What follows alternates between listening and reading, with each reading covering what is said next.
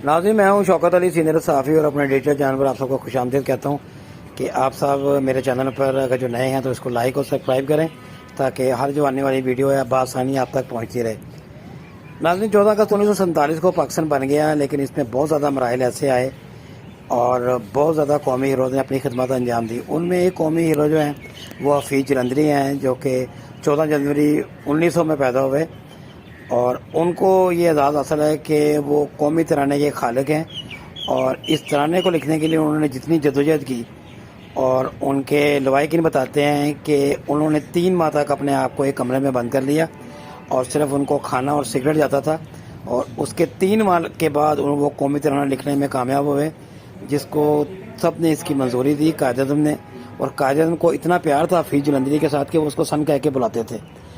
तो हफीज़ जलंधरी की बहुत ज़्यादा खिदमत है, लेकिन इसमें एक अफसोसनाक पहलू ऐसा दिखाई दे रहा है कि उनको भी ग्रेटर इकबाल पार्क के अहाते में उनका मज़ार बनाया गया है। ये मज़ार इंतहाई छोटी सी जगह पर बनाया गया है और बिल्कुल सिंपल सा है। बस इसके